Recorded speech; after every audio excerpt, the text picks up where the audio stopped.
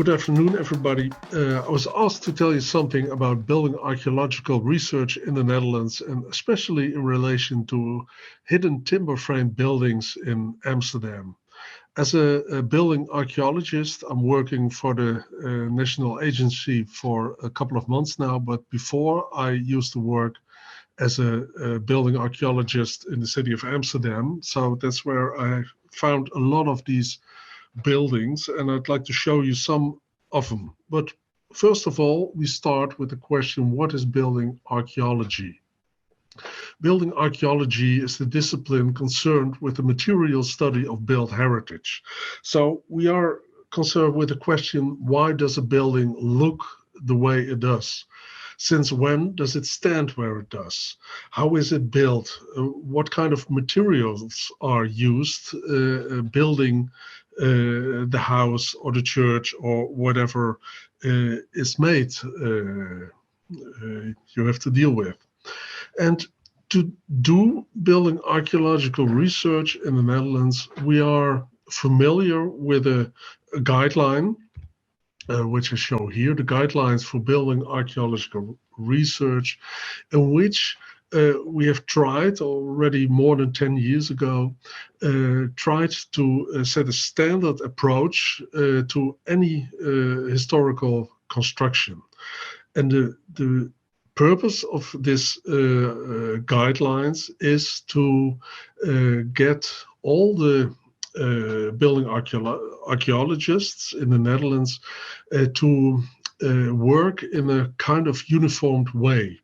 We have an organization structure in which there are people working as freelancer, people are working for the government, for municipalities, and to make building archaeological research transparent and to know if it's good research, we developed this guideline so we can follow the research step by step and ask questions to it, and also understand why and how a researcher has come to certain conclusions.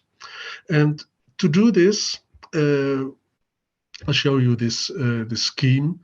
First of all, we put an emphasis on collecting data, and then on the basis of this data, the researcher is making a description of a building.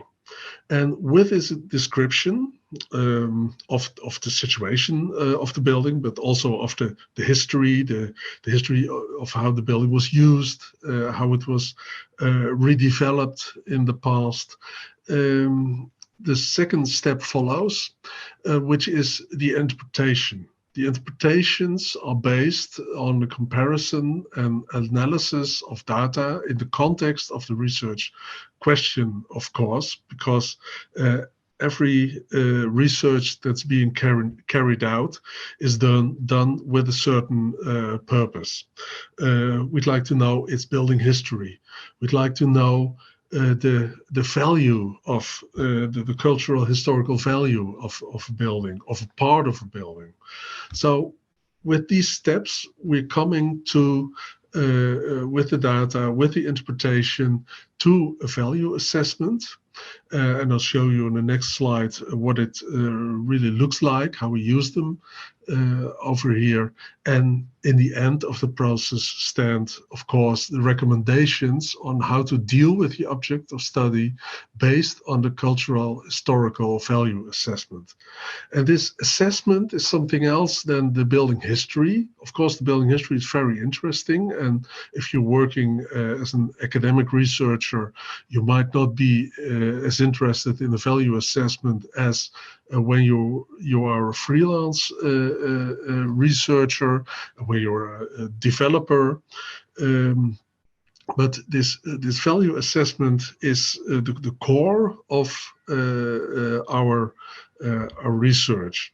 And here I show a ground plan of a building that was being assessed. So first the data were collected, then the interpretations were done, and then the researcher came to this value assessment. And we see here the high monumental values in dark blue, the positive monumental values, they're here in green, and the what we call indifferent monumental values, which are mostly the most recent additions to a building, shown here in yellow. These are values as a whole, but we divide them into, to come to this value assessment, we divide them into general historical values. So this is about the use, but mostly the meaning of the building in a historical way. The ensemble values, how does the building relate to other buildings and to its environment. Then we have architectural historical values, which deal mostly with the question as to which architect was responsible for the design, and other matters concerning architectural history. So it's more the art history part of it, the concept, the architectural concept of the building. And here we have the building archaeological values, which deal more with the material aspects of the building, the installation, the bricks used, the timber frames, if present. And in as last one, we discern the values on the basis of the history of use. So who has lived in the building, who has commissioned it, that it was built, but what kind of history can be linked to a person who might be well known. I think the Anne Frank house is always a very nice example of how the history of use adds a layer of meaning and also a layer of value to a building. This research, we always emphasize that it is carried out early in a process of development. So when the initiative is taken, that's the moment when we like to see a building historical assessment being carried out. So you can define your plans, you can make a design, and then of course you come to an execution of a building process. But if you're late in the process with your building historical assessment, then the design is already being made, and it's hard to adjust the plan in that phase. If the architect and the developer is aware of cultural historical values early on in the process, it's easier to use these values as an inspiration and to integrate them in the design and to use them for the rest of the building process. When do we carry out this kind of research? Well, in an ideal world, and we're not living in an ideal world, unfortunately, we do it at least in all the kinds of transitions, building changes in buildings, which are listed monuments. And we have listed monuments on a national level. These are approximately 60,000, and on a municipal level, around 55,000. So that makes 116,000 buildings, which make out 1.3% of the total building stock in the Netherlands. We try to get building assessments in every for every listed buildings when building measurements, transitions, reuse of buildings is due. Of course, sometimes it's being carried out, this kind of research, also for buildings which are not listed, but these 160, 120,000 buildings, these are the core historical buildings we are dealing with, which we really need to know in order to make an assessment for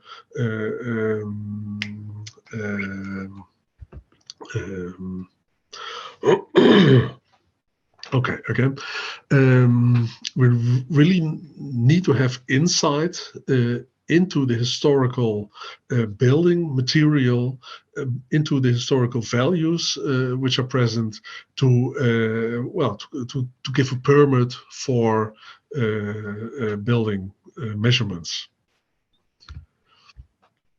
As I told you, I used to work for the city of Amsterdam as a building archaeologist, and in that position I was able to find behind younger facades a lot of timber frame buildings, and these timber frames were mostly protected due to the fact that the buildings were already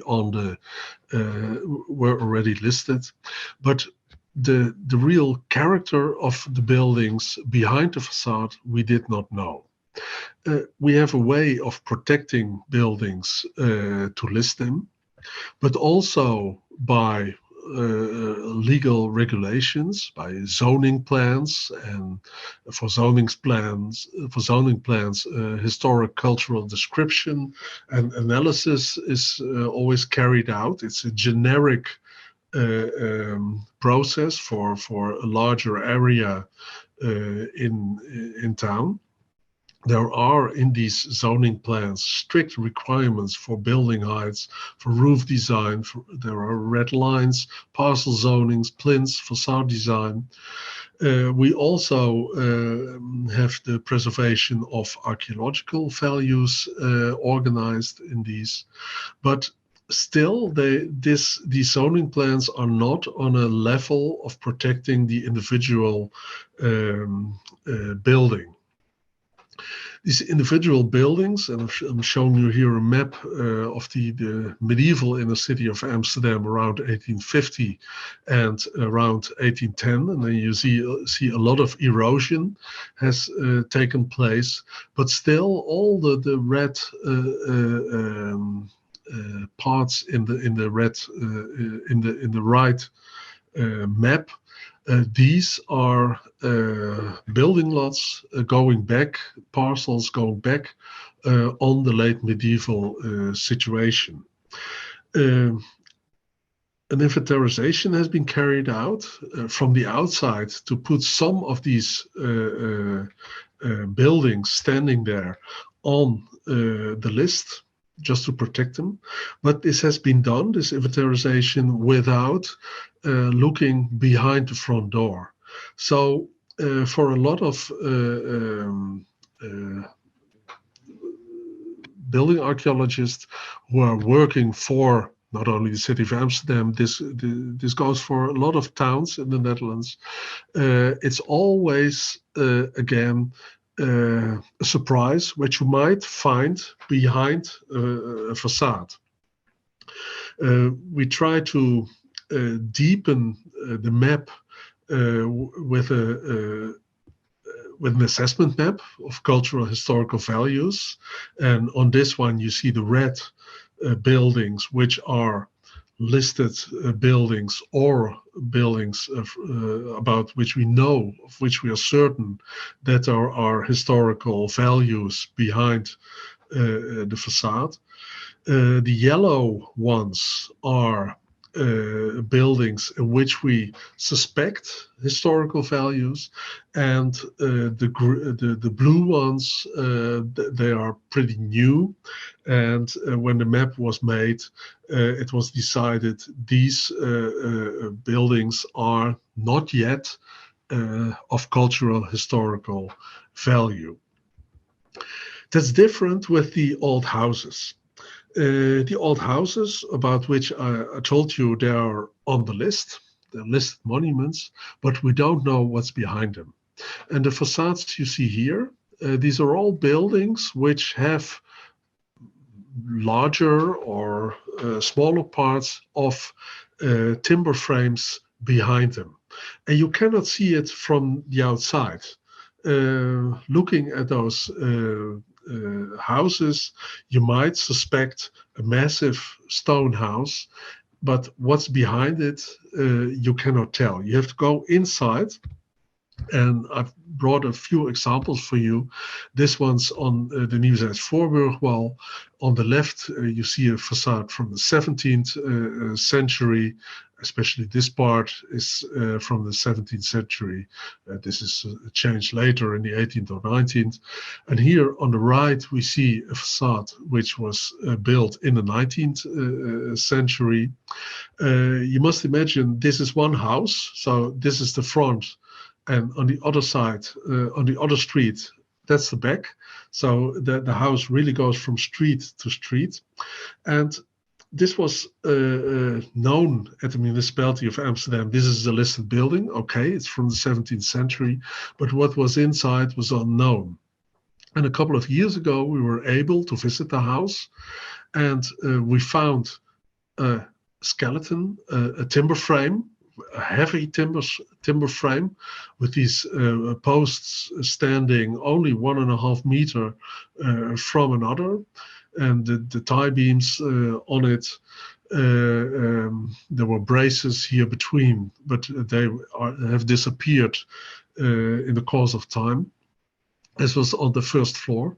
But when we go to the roof construction, we find those inclined posts, very typical for the west of the Netherlands in the 16th century, heavy oak bent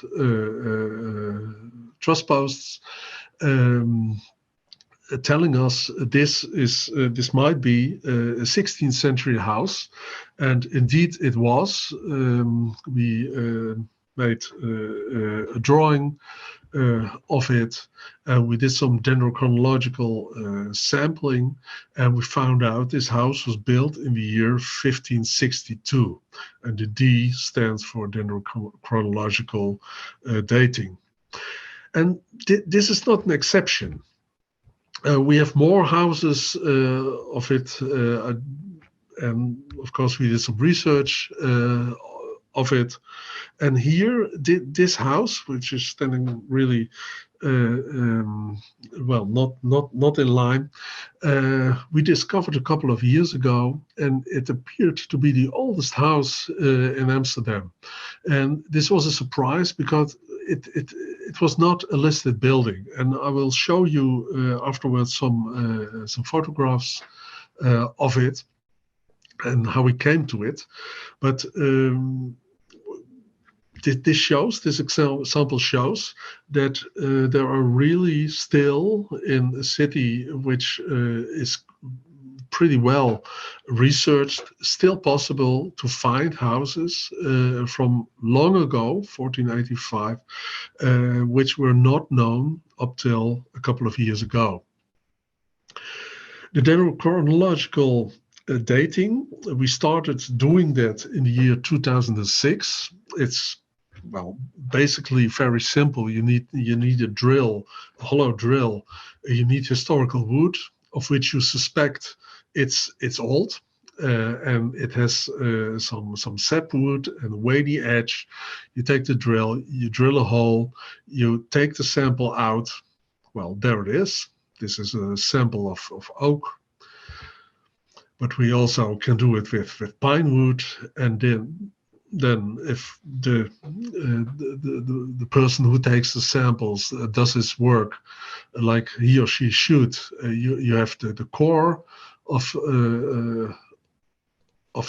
the tree, so the core wood, and then you have some sapwood and a veiny edge, and you send it to the laboratory, And well, there it's the 3 rings are being measured, and after that, dating can be done. So in one of our oldest houses we knew of, it was always supposed to be from the year 1455, just about just from after the last large city fire in Amsterdam.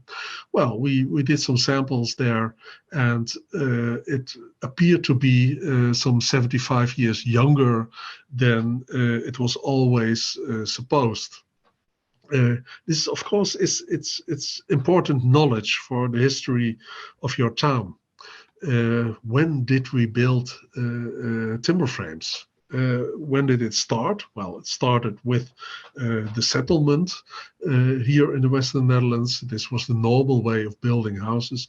But when did it end? And which fluctuations can we discern? And what developments? So this was a very fine example. Another example which really shows, and sometimes I show this slide to students to emphasize the importance of historical materials. This was a house in one of the main streets of Amsterdam, the Warmoestraat, and it was demolished in 1959. And one of my predecessors working for the city of Amsterdam in 1959, he thought it to be important to take this boarding with him. And it landed in the Amsterdam Museum in the depot. And 2 years ago, we were able to do dendrochronology on this boarding. And it appeared to be, the wood appeared to be from the year 1470. So still, because we had this material taken from this house that was demolished in 1959, we still can do this research. And this shows, in my opinion, how important it is to be aware, to keep your historical material in place in your building. And of course, with this dating of wood, with the historical materials, we can find out where wood comes from. A couple of years ago, we had a building built in, well, shortly after 1709, wood from Finland, which really is a long way to Amsterdam. We find traces in the wood, in the historical timber construction, about rafting, about how rafts were constructed. So there's really much more to it than only than what meets the eye. There is a lot of information in the timber construction, which we are only slowly discovering. And of course, dating a building on the basis of historical material says something about how a city has developed. Here in this same street, the Warmoestraat in Amsterdam, which was really rebuilt during some decades in the 16th century. A rear house in 1535, 55, a house in the front in the year 1540, and then the neighbor 17 years later, and then this neighbor 13 years later. So it was a total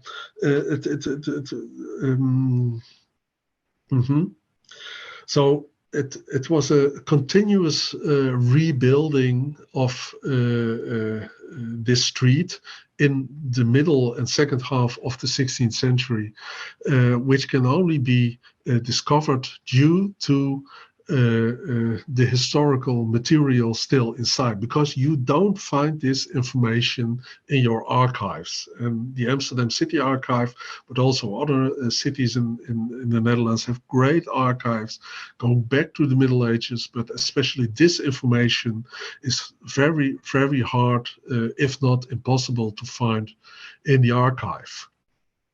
And here's another example. I hope it's not getting too technical now, but what you see here, the blue, the dark dots, this is Scandinavian construction timber in the city of Hoorn. It's some 50 kilometers to the north of Amsterdam, and we see a lot of Scandinavian wood already in the 1440s and here in the early 16th century. And when we compare it to Amsterdam, then here only some Scandinavian wood starts to appear in Amsterdam. And around 1550, 1560, then we really can say Scandinavian construction timber was imported on a larger scale in Amsterdam, as it was much earlier already in another town 50 kilometers away. So this also helps us discovering information about the timber trade in the past and how different ports, different seaports like Hoorn, like Amsterdam, have reacted and have bought wood and construction timber from Scandinavia. We cannot compare those cities one to one. Every city has its own history and its own dealing with historical timber. This also goes for the petrification of houses in the Netherlands. We knew, of course, that in the East, stone brick houses were built already in the 14th century and in the 15th century, and in the West, the timber construction still lasted. This tradition of timber frame buildings was lasted longer in the West. But how long it lasted and how differentiated the petrification took place can only be researched thanks to historical material in our historical cities. So now I'm coming to the last part, and then I'll make a short wrap up of my presentation. This was the house I already have shown you, the house from 1485, which was not listed, and where in 2012 there was a fire. And one of the advisors of working for the city of Amsterdam, he called me and he said, I think you should go there because there's an old timber frame. And one of my then colleagues, he called me after the fire took place in this house, and he said, I think you should take a look because there's an old timber frame in it. And I went there with a colleague, and the house was really blackened due to the fire, of course, but the construction was still there, and we could recognize certain elements which told us the house might be from before 1550. And then we took our samples, of course, and we made a drawing of the house. And it appeared to be the oldest house now known in the city of Amsterdam. And this was really a discovery. And this discovery also led to the protection of this house. Of course, as soon as we knew this house is from the late medieval period, we put it on the list. So it is now known and protected, despite a facade which is not very special. So this discovery was also great, but it was also great to see that the people who rented the house made a small shield and put it next to their door, saying, "This is the house, oldest house of Amsterdam, 1485." So I think here we can make a bridge from this research being carried out by me as a professional, but also by to inspiring people and to tell and show what is of interest in your city, and people understand, and they're proud of it, and they are putting it next to their front door and saying to everyone who passes by, this house is from 1485. So now I'm coming to my conclusion. What in my opinion, as a building archaeologist, a building historian, what you always should try to do is first do your homework. So we have here a facade which was built in the year 1764. I hope it's visible on my presentation. And go inside your house, do some research, find a timber frame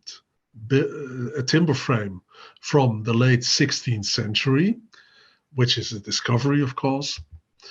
And then talking to people, talking to colleagues, talking to the public, make clear what the monument is about. So yes, this is a listed building, and this is listed due to the fact that the facade is from the 18th century. So the official description is it's a house with a facade with some paneling around the door.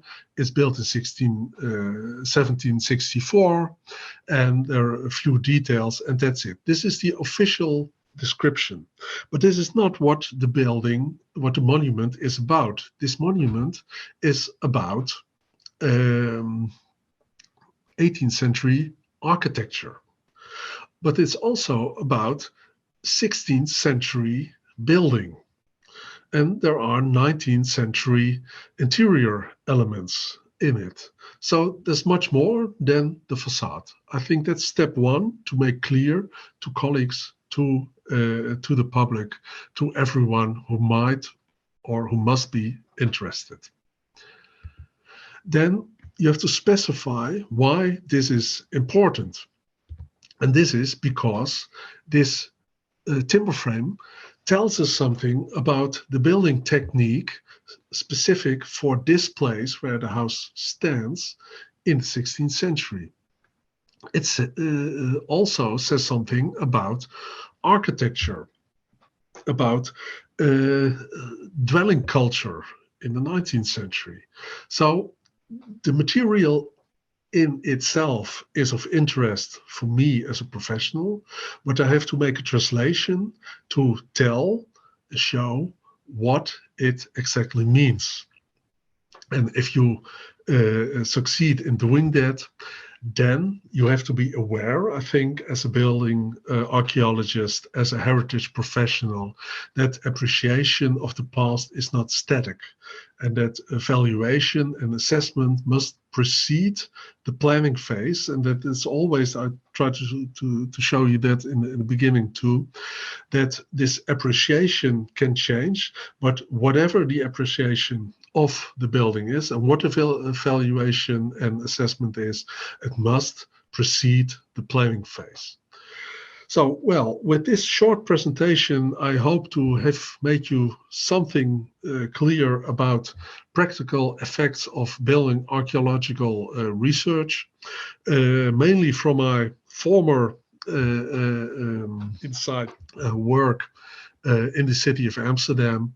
This information is essential for conservation advisors who have to give a permit.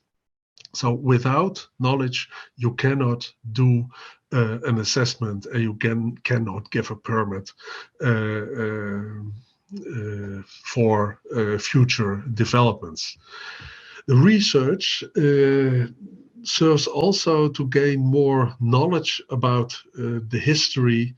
And well, history is a very broad container. It's the history of architecture, of building archaeology, the general history of towns and settlements. It's really our historical buildings contribute to us knowing what has happened on this place we're dealing with in the past. And of course, we use the research also for education, for publication, and with that, we try to create appreciation. And well, with creating appreciation, we are also creating, well, in the end, value. And that might be economic value, but I always find it important to stress that economic value is not the only value. There is the historical values, the the quality of our environment is a very important value to which I think our historical buildings contribute. Well, I'm looking forward to meeting you during our Monday session, and I'll leave it to this for now. Thank you very much.